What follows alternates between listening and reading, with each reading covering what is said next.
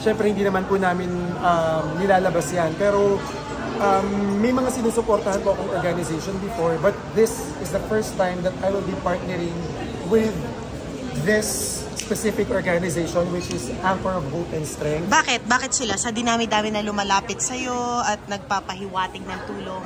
No, kasi with the help of the oncologist of my mom, si Dr. Charity Gorospe. Kasi we have been parang we have been trying to look for an organization na kung saan pwede ako maka-inspire at makatulong in all aspects. Yung kumbaga maka-inspire and to spread awareness na hindi po madali ang pinagdadaanan ng bawat cancer patient at ng kanilang mga pamilya, at kailangan po talaga nila ng tulong na pinansyal. So through this organization, I believe na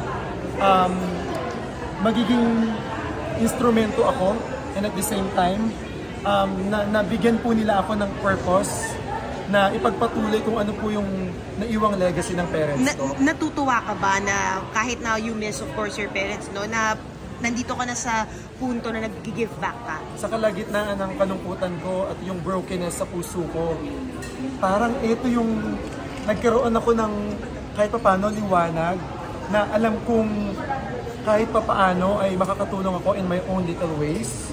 So, napaka-importante ng mission na ito. Kumbaga, ito yung magiging... Kasi for a time, parang nawalan ako ng purpose sa buhay when I lost both my parents. So, itong Anchor of Hope and Strength, binigyan nila ako ng bagong purpose.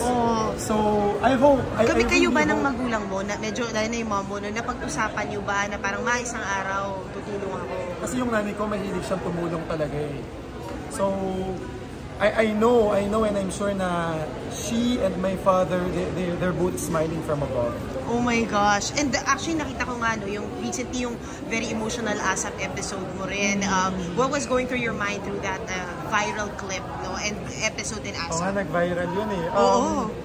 Well, I just wanted to pour out what I was feeling that time. I just miss my parents, and yung mga awitin na yon talagang dinedicate ko para sa mga magulang ko.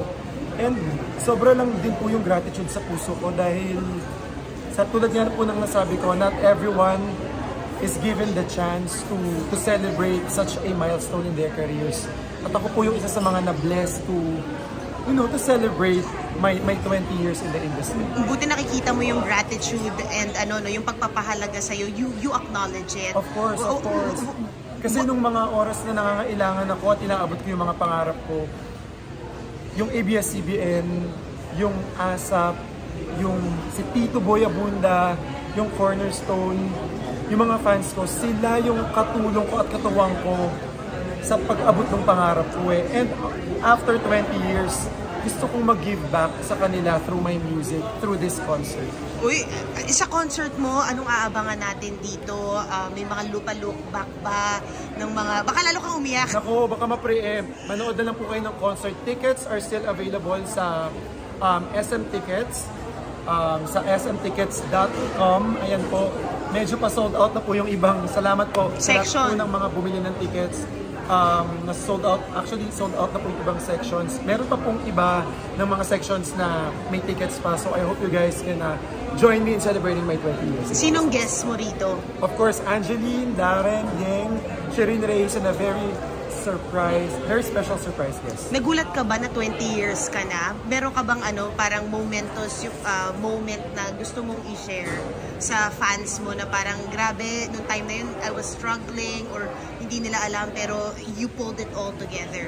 Sa concert, malalaman nila yan. Okay. Sa concert, doon mo ilalagay. But of course, ano na lang message mo dahil napaka-successful na naging 2 decades mo in the industry? I just want to thank the people who have supported me all these years. My family, my parents, of course, ABS-CBN, ASAP, Tito Boy Abunda, Erickson Raymundo, Cornerstone Star Magic, Star Music, Dreamscape Sardeo, Tita Cory. Ang dami kong dapat pasalamatan, my fans, Eric Santos Friends Online, Eric Santos Fanatics, lahat ng mga kaibigan ko, ang dami, lahat sila pasasalamatan ko, and I will always and forever be grateful to all of you guys.